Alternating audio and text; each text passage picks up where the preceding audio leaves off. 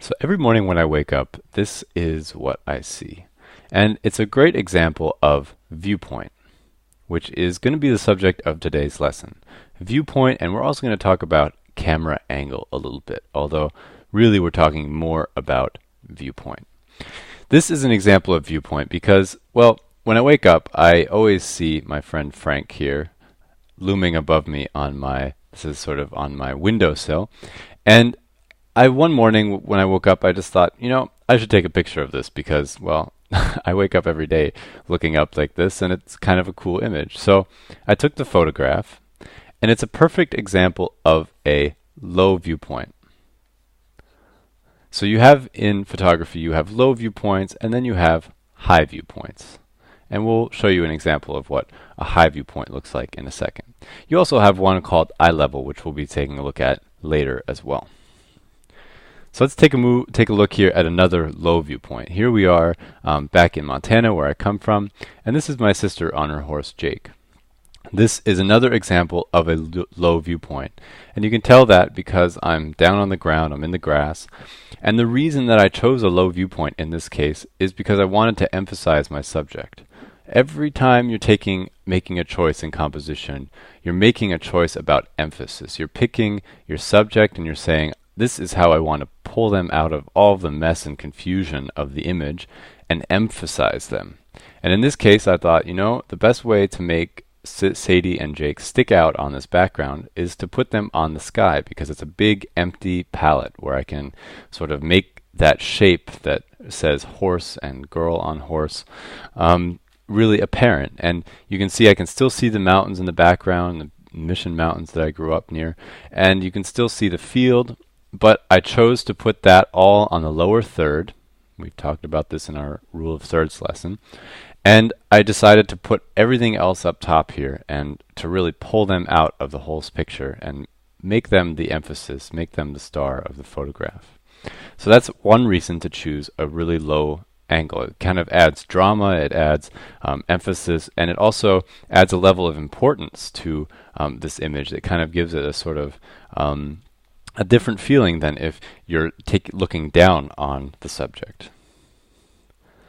Here we've got a high angle image, and this is just a snapshot. I was riding in the bus one day on my way home from work, and the sun was shining in from the west, and you can see that's causing a really great silhouette on this biker's sort of on her hair and sort of on her coat, and you can see the car is kind of lit up very cool. It's the light's shining into my lens and catching some dirt right here and kind of causing a little bit of lens flare. But I just chose this image because it's an unusual way of looking at a street. You don't usually see the street from this angle, especially if you're walking around on it all the time. And so it's just kind of a good example of a high viewpoint. A high viewpoint also kind of has a feeling of looking down on someone. So there's also a certain sort of power relationship involved in high viewpoints. A lot of times if you want to take a photograph of a child, you'll be looking down on them if you're a taller person.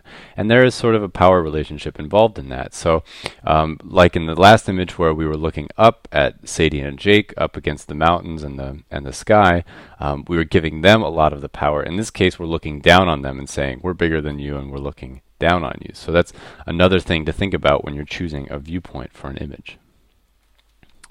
Here is an example of a house guest breaking the rules of the house. This is Spencer. Spencer was not supposed to be laying on my bed, but Spencer decided to anyway. And when I came in one day while he was visiting, I thought, well, this is a pretty cute picture.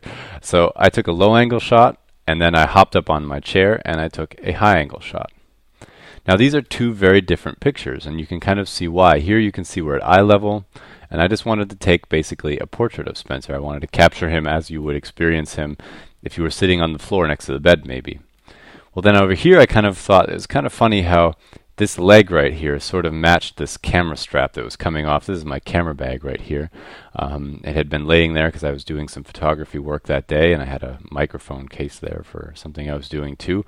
And I just thought it was kind of a funny sort of mirror image in a way. It's sort of like my camera bag and the dog were sort of similar. And so this picture was taken just to kind of capture some of the humor of that. It's not necessarily very funny, but it just kind of is sort of meant to be a little bit funny. And this kind of just gets at the fact that using your viewpoint can tell very different stories, and that's really important when you're doing photography. Storytelling is really what you're trying to do, and if you're trying to tell the story, if you're trying to tell this story with this picture over here, then you're going to have a hard time. So you have to change up your camera angle. You have to try some different things. And I would recommend whenever you're trying to tell a story with a picture, or whenever you're just trying to take a picture, try lots of different angles. Go low, go high, move around, try different things. Don't just shoot it from this angle, shoot it from over here as well. And that will produce more interesting and better images. Now here is sort of a more serious image. This is a very different image than the last one. This are some friends of mine from a project that I did a long time ago about them trying to get justice for their son Stephen, who was killed by a coworker. They felt that the government had mishandled the case in investigating Stephen's death, and so they were making a big case against the U.S. government at that time, and they still are actually, even years later.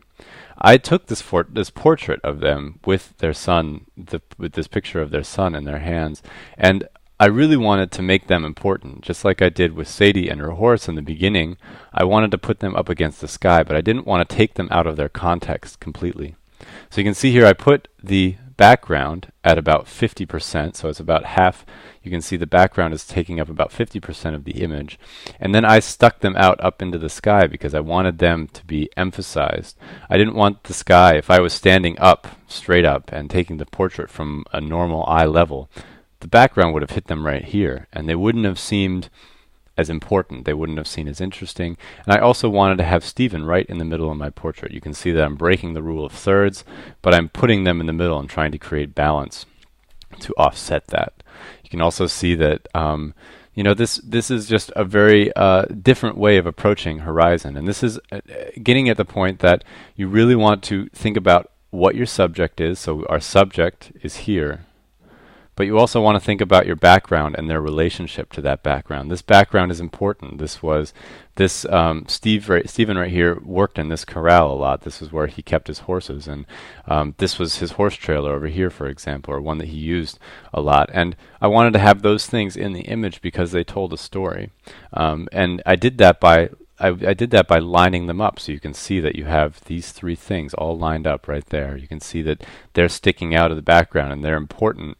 But at the same time that this background is also important. So you want to think about those kind of things when you're composing your images, and even if it becomes at some point subconscious, you want to constantly be doing that sort of thing. Here's an image that I took at a local sort of community center on my street, and I was just going to visit and trying to get some pictures of some people working. It's a sewing and sort of woodwork factory of types. And right here you can see our friend here is just putting needles into this cloth here. This image on the left is a very just standard picture that you would take as a photojournalist, or even just as someone working at this place, or taking a picture of your friend. It's eye level, so you can see the camera is about at her eye level or a little bit below. And you're just trying to simplify the background, but I felt like this image needed something else, and so I thought, okay, so here we've got our eye level attempt, and then I thought, well, how about I get high and see what this looks like from above. So I stood on a bench and I looked down on the table, and here I got this image right here, which I think, and at that moment realized was a lot more interesting because it really simplifies everything. All this stuff that's going on behind her right here, all these shelves and things that are conflicting with the shape of her and kind of making her not stick out from the background. A lot of that stuff is simplified, and yet you're still getting the same motion that you're getting in this image. You're getting it right here, but it's just a little bit more interesting. So here we have a recent example of me kind of playing around with viewpoint and camera angle at the Holocaust Memorial in Berlin. So again, we have here to the left, we have a high angle shot, and to the right, we have a low angle shot.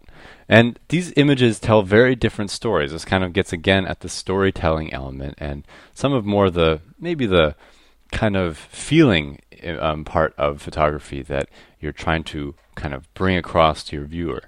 Here to the left, you can see the man is sort of searching and looking through. He has kind of maybe a feeling of maybe questioning where he's going.